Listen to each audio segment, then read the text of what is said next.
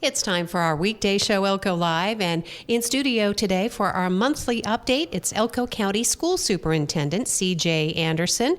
Pleasure to welcome you in studio, CJ, and as usual, there's a lot on the agenda. Yeah, thank you so much again for having me here, Lori. I'm happy to get into it. We appreciate the opportunity. So probably the thing that's ramping up right now, people will be interested in, surveys will be going out on cell phone use within the school districts, and people have some pretty strong opinions on both sides on this issue, right, CJ? Yes, it's a polarizing issue that people feel very differently about, but I think there's also some commonality in how people are viewing it across the country as well.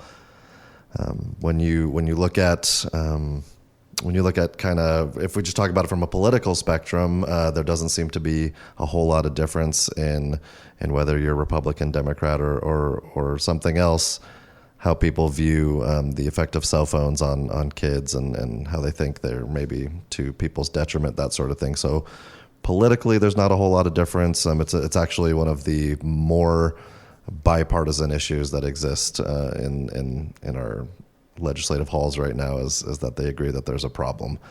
And so, that's happening across the country right now. There are, I think it's about 12 states that currently have statewide bans to a certain extent on cell phones. And then I know that going into this next year in 2025, there are other states who have already announced that they have intentions of bringing certain measures to the table for conversation. And so it's happening, whether it's at a statewide level or just at individual school district levels across the country. It's a very prominent topic. And, part of that is because at this point, cell phones have now been around for a while. I'm not super well educated on when they first started, but I do remember cell phones maybe in like the late 90s, very early 2000s when they kind of became a thing. But it wasn't ubiquitous among everyone. It was kind of pretty here and there where you'd see someone with a cell phone. But now, in some of the studies I was reading in preparation for the outreach we're going to do and to talk to you, teens ages 13 to 17, roughly 95% of them report that they have access to a phone and use a phone on a regular basis. So that's almost every teen in America has that access and is using those frequently. And so now that that's the case, and we've had those for many years at this point, well over a decade, and we've kind of seen some ebbs and flows in how cell phones are utilized across our country. We're now getting plenty of data back on the topic, especially as it pertains to how it impacts our teens and their well-being mentally, their well-being physically, their interactions with their peers, their levels of focus, et cetera. So there's a lot of data behind that. And as is always the case, you'll find conflicting numbers. But the majority do tend to point to that there is a problem and there should be some actions taken to try to address it, at least to the extent that we can, while recognizing that we're not just going to make cell phones disappear either. Like they're part of our everyday life, and it's important also to note that it's not all bad, right? Like there's plenty of good that comes from a cell phone. There's plenty of good, I think, that can come from social media. I know some people want to just say it's all bad. It's not all bad. It's all about the hands that the tool is in and how a person has been taught to use that tool. And so there's a lot of responsibility on parents and on educators to make sure to put the correct tools or the right apps or whatever on phones. And then, of course, when children and teens have their phones, monitoring what they're doing with it, teaching them how to use it, putting some limitations maybe on what they can and can't do. And, I have to go into this conversation always saying I'm no saint when it comes to all of this. I have a teenager who I fight with on the regular about cell phones, so I'm certainly not doing like the most stellar job of parenting with it. And anyone who spends any sort of time around me would also be like, wait, CJ, you're on your phone a lot. And the answer is, that's true. In fact, I carry 2 phones around and people love to make fun of me about it. And I am very into doing some of the fun stuff on my cell phone as well. And, as recently as this weekend, following a very exciting victory for my favorite college football team, I could have been found up till 3 a.m. scrolling through social media, reveling in everything that happened, right? Like, so I get it. I get the kind of the allure of the cell phone and what people are drawn to. But we also can't just, ostrich put our heads in the sand and pretend like there isn't negative impacts that are going on with our students. So absolutely. And some of the most obvious would, be those disruptions or phones being used, for cheating. The texting can be disruptive. The social media can have negative impacts, as I think you alluded to just in opening the conversation when it comes to especially adolescent mental health. And we do know that school districts have been taking it into their own board decisions. For example, I can't recall if it's Carson or Washoe, but I believe one of those districts already has voted to put cell phones in pouches. And I'm sure that's something there are 17 school districts statewide. Yeah, so I know Clark County has been experimenting. They've been piloting the use of some of those pouches. We've discussed the possibility of that. That does come at a great expense, and so that's, whether or not that's a financial investment our community would be supportive of us making is a different question. But I also think there's benefit to having, not doing the financial portion of that, but just having people learn how to self-regulate as well. There's no, If let's just say hypothetically we were to institute the pouches, well, yes, we could solve one problem by making sure that those things are, blocked for whatever duration of time we have them in the pouch. But there are ways around that, and it also, you're not teaching the habit of proper self-management, and so there's things to be gained from doing it maybe the harder way or the more kind of direct instruction way instead of like an authoritative approach to it. So I think, as long as you have a decision that's made and something that's made a priority and collective buy-in to how you're going to approach that, then I don't think there's a problem with going about it in that way. So obviously you're going to get some pushback, or at least probably input from parents who say, I really need this connectivity. I need to be able to communicate with my student if there's something, if they can't be picked up from school. I mean, there are lots of reasons, health reasons, that families would want to stay connected via their cell phones. So that's probably one of these considerations. Yeah. So to go to the survey that you kind of introed at the beginning there, we intend on probably early next week getting a survey sent out. It'll be one survey with one link that, depending on if you'll answer as a parent or as a staff member or as a student, everyone will use the same link, and it'll just kind of go down different paths depending on which first answer you choose. And so that'll be coming out early next week, and we intend to keep that open all the way through the Thanksgiving holiday. So I believe that would be Sunday, December 1st.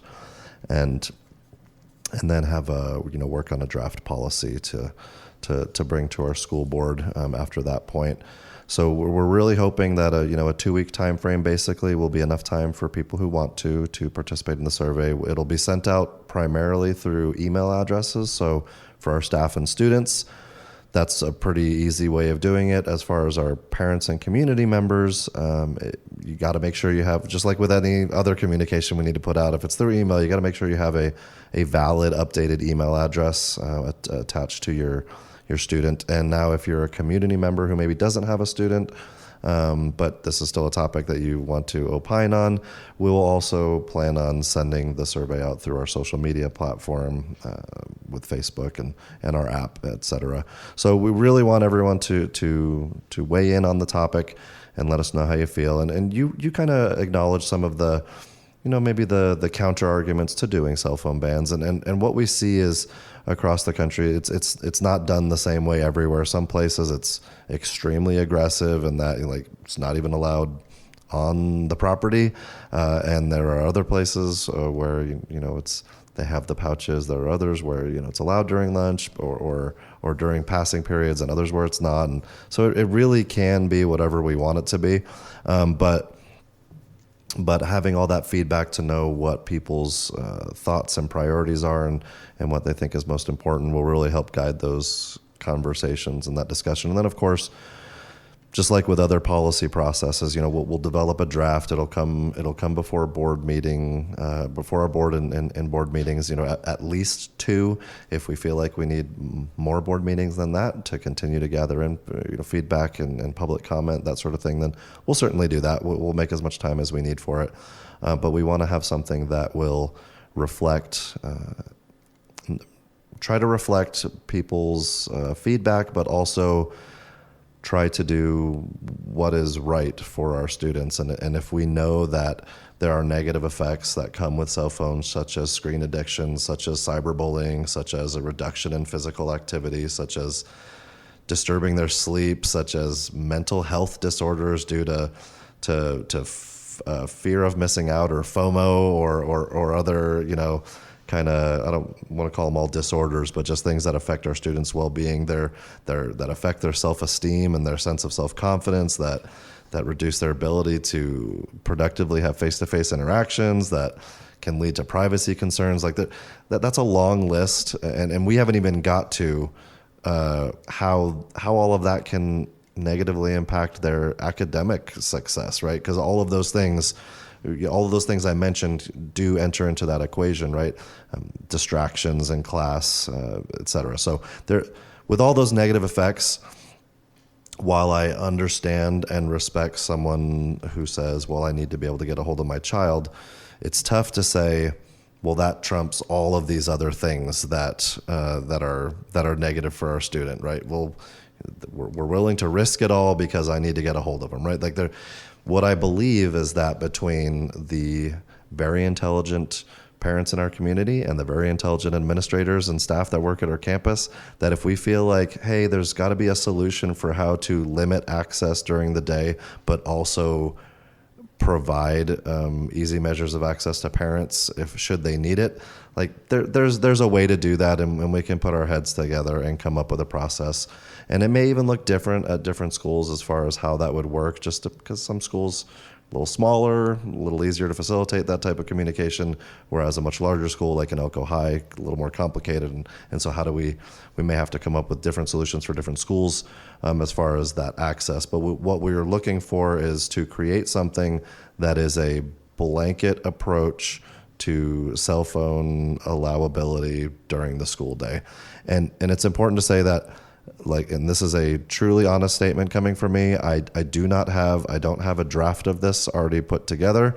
I mean, I have an opinion on it, but I don't have something, and like this, the feedback we're seeking is kind of a first step, right? I've done research and I've looked into, data and statistics, and I've seen what's happening around the country. But as far as what we're going to make for our community, that I want it to reflect as best we can our community. And so our intention is to run this survey. An important part of the survey is if someone wants to be part of the process beyond sharing through the survey, like they would like to be part of the committee that reviews and presents the draft policy, then we will leave that opportunity for people to volunteer for that. You also don't have to. If you just want to leave it at that and say, here's how I feel, and be done with it, then that's okay. And I imagine the majority of people will feel that way. But for someone who, very much is passionate about it and desperately wants to be more involved in the process because they have they feel a certain way about it, then that opportunity will be there. And, we can't have a committee of 70 people or anything, but, depending on interest level of people to participate and further in the process, then we would then convene that committee to continue to further develop a policy. And so that's kind of the process we're looking at right now. And it's something we've been talking about since earlier this summer. But because of other kind of competing priorities that we've had, it wasn't something we could get in place for the start of the school year. So kind of let it happen to where we are now, and we're ready to move forward with it. All right. Our school superintendent is CJ Anderson as we're talking about this. I have one last question before we shift gears, but we know that surveys and policies sometimes aren't popular. And maybe what led up to this, is it a problem in the Elko County School District? Have phones become a problem, CJ? What's this in response to? Well, I would say that I have not, so we haven't run a specific survey or anything like that of our own schools. Several of our schools did participate in or may not even be the full schools, but several thousand of our students participated in a statewide survey about it, and that data indicated that there are definitely negative impacts. When you look at a nationwide study, roughly 72% of teachers in high schools agree that cell phones have a negative impact on student behavior and performance in school. And just anecdotally talking to teachers and administrators around our campuses, they generally believe that cell phones inherently bring along with them, at least the way we use them now, bring along problems for their schools, be it from an achievement standpoint, be it from like cyberbullying or just social issues that happen at campus among students because of that access, because of counselors who meet with students who have mental health needs. Often those mental health issues are tied to, or at least adjacent, related to their cell phone usage and screen addiction. And so there are many things that it would be unrealistic to say, well, just because we haven't done a full-on study of Elko County Schools, that all this other stuff that's pervasive in the entirety of the United States doesn't apply to us in this little pocket. Like our kids have the same phones, the same internet, the same social media sites. They're seeing and getting engaged in the same stuff everybody else is in, and that's the beauty of kind of nationwide surveys and studies, is they're meant to be reflective of the entire population. So while there are probably, there's always margin of error in those studies, it's reasonable to believe that if those problems exist everywhere else, they exist here in our schools as well. All right. Thank you, CJ. I want to make sure we're getting to the topics on your list before we talk about anything outside of that, obviously, anything that you might be bringing, or, there are some issues related to, say, the election, some elevated emotions, some things that maybe teachers have overheard students talking about, or even parents are expressing concerns in the communities, CJ. And it might be helpful to remind whether they're parents or students themselves, or even the teachers, that we do have resources available if someone is experiencing bullying, as maybe you mentioned, as a result of the election, or just maybe they have fears about the outcome of the election regarding their family. And I'm only talking about what I have seen personally reflected on social media from people within our community. And these are people that I know and trust. And I think it was hard for them to express some of these fears, frankly. Yeah, when it comes to election and politics and especially election results recently, that, there is always, in every election I've experienced as an adult, there's always a sense of panic from one side or another, and that, this is going to happen, or this other thing is going to, or people get pretty worried, and people also get angry and frustrated. I've seen, I've also paid attention to what, my people within my circles and my connections on social media, and I've seen some pretty rotten things said to people who voted a certain way. I've seen despair in certain people's comments, and it is hard to see that. When it comes to from officially as Superintendent Anderson, as far as the school district is concerned, when it comes to politics, elections, partisanship, we maintain a neutral status, right? There is no support of a specific candidate or a specific party or anything like that. We believe it's very important to teach our students about the electoral process and how our government works and how to engage in appropriate civic interactions, and so there's a lot of education that goes on in that realm. There's also a lot of education that happens for our students, though, based on the examples they see around them. And so it's so important for people to engage appropriately and to disagree better, and to understand that when it comes down to what's going to happen moving forward, is largely dependent on how we interact with each other and how we treat each other and how we engage with one another in our community and in our state and at the national level. And so I think there's while I sympathize with and understand people's emotional states or where they're coming from, it's important to know that you have people around you who care about you and love you and are going to help take care of you, and the same mentality exists within our schools. Like, whether it's one type of bullying or another, it's not acceptable, and it will be addressed if it's brought to attention appropriately, and in a timely manner. And so it's important to bring those things to our attention. Now, as far as resources go, we don't distinguish between, well, this person's having anxiety because of politics versus this person's having anxiety because, like, if someone has anxiety and they need assistance, well, we have resources for that, right? And so whether it's our counselors or our social workers or our connections with telehealth experts or other mental health experts, we stand at the ready on an election year, not on an election year, during the summer, whenever we need to. If someone has needs and is feeling anxiety or pressure or feeling persecution or whatever it is, the important thing is to speak up to a trusted adult at school and to seek out their assistance and their help, and we can help guide through that process. It's probably a good time to bring up a couple of those resources. So so I mentioned already talking to someone at school, and oftentimes that's the route kids go because they know that counselor or they know that principal or they know that teacher, and the first and kind of bravest step is to talk to someone that you're familiar with. And so it's a little easier for students to talk to someone they know. But from a greater, like, full district level, we have our family engagement center. And so we don't have, so the family engagement center is kind of a catch-all place for when people have needs that are going unmet. So whether that's a need for school supplies or whether it's a need for a winter coat as we head into, well, I'm not going to say head in, we are in colder weather, as we are now in colder weather, whatever sort of needs. It could be if you're having trouble locating therapy appointments or access to other mental health resources. If you're kind of striking out wherever you are trying, then that's our Family Engagement Center can help kind of redirect to resources that are needed.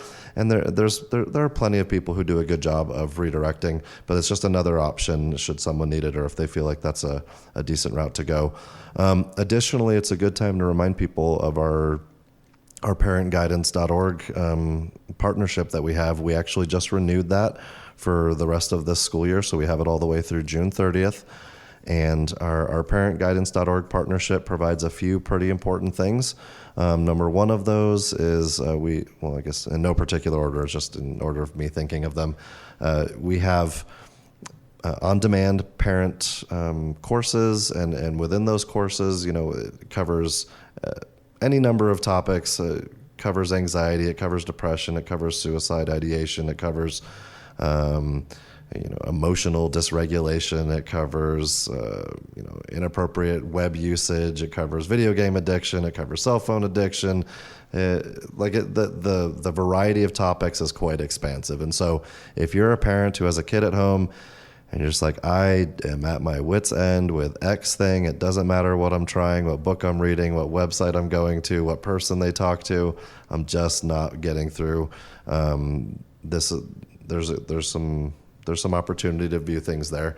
Another great option, and this comes free of charge to everyone in Elko County, it's one-to-one parent coaching. And so this puts parents directly in contact with a parent coach, and you can talk with them about your very specific thing, right? Because I can go to a video, an on-demand course about emotional dysregulation, right? But that's like a general overview of it and kind of best practices. But not all emotionally dysregulated people behave the same. And so if you need to talk with someone specifically about your child, what is going on, it's completely anonymous. We get data on how many people are participating, but there's no names, there's no IP addresses, there's nothing that identifies anyone. And so it's a resource, and you can have as many of those meetings as you want or as few as you want. It could be a one-time, hey, I could use some help with this, or it could be a weekly meeting or a monthly meeting or whatever. It's kind of build your own with this. And that's a resource that is slowly being utilized more and more by the parents in Elko County, but definitely being underutilized. I don't know of any expert parents. I've never met one. And I've never met anyone who believes that they're an expert parent. And the reason is because there is no manual, right? There are some silly books out there and some helpful things, but like there's no being an expert at parenting, because our kids are not, it's not a packet. They're not a packet of Legos that you build into this model thing, right? Our children are unique. They have very different needs. There are a lot of commonalities and similarities across youth, but they are all individual people. And so their needs and your approach to them should also be individualized. And so if you're having trouble with that, parent coaching, awesome. And then the other thing is last year, and we had this, but it's changed. Last year we had a series of mental health webinars. I think we held 5 of them throughout the year. Well, it's changed now. There's actually literally a webinar every single day. So we have access to basically unlimited webinars on different topics. Now, they are selective about which one they're showing on which day, but we just recently sent out a calendar of those to our school leaders. We'll also be pushing these out to parents, but you can see on those calendars, hey, so you could see a month out, this one's going to be on this day. Oh, I can't make it that day. It looks like it's going to repeat on that day. And so last year, where you kind of had to do it on that specific day at that time, or else just get a recording of it later, there'll be many more offerings of those throughout the year. And so that's something that we're excited about, and we're going to continue to kind of cater those towards topics that we see as greater need in our district, but a lot more availability and accessibility. And the other thing I always want to make sure to point out is you don't have to have a student in Elko County School District to take advantage of this. If you're a parent of a student at a charter school, or you're homeschooling, or you're at a private school, or whatever. Maybe you're a grandparent. Correct. Yes, you could be a grandparent of a student. Yeah, really anyone from Elko County can utilize these resources, and it's our pleasure and we're happy to provide that for everyone, regardless of what their status is as a student with our school district. Thank you, CJ. CJ Anderson is our Elko County School Superintendent. I might squeeze in one more topic just in closing, and it's an interesting pivot since we just talked about this last topic and how our schools are nonpartisan, basically. And this one's probably more for the adults who are having conversations about the future of the U.S. Department of Education. And I thought it would be interesting or important to note, again, for the grown-ups having conversations, the Department of Education is a 45-year-old agency, and closing the department would require congressional approval, and Trump might find the support that he needs to do it, but apparently it might not be that easy as the political stroke of a pen, CJ. And again, not having a political discussion, but we should understand that the Department of Education does not dictate what educators teach in the classroom, and it oversees some very important programs like Every Student Succeeds Act and the Individuals with Disabilities Education Act. That's a $14.2 billion program. It helps schools pay for special education services. And I think probably the most controversial one is that the agency is also charged with enforcing civil rights laws, and that bars discrimination, and that seems to be subject to the most, I guess, political manipulation, if you will, CJ. So if you want to comment on any of that, we do know the Elko County School District would be impacted if the Department of Education was ended. What a fun topic, Lori. Just kidding with you. Yeah, so it's really tough to know. Like you said, basically everything about our education system is pretty entrenched in a lot of. I mean, after 40-something years of the Department of Ed being out there, here's what I consider my relationship as a school district superintendent with the Department of Education for the U.S. Department of Education, is that there is a lot of oversight and kind of governing rules that dictate what we can and can't do in certain scenarios. You also mentioned the IDEA funding. So there are things like that come from the federal level, and whether they come directly to us or they pass through our state Department of Education, and our state Department of Education enforces it with us.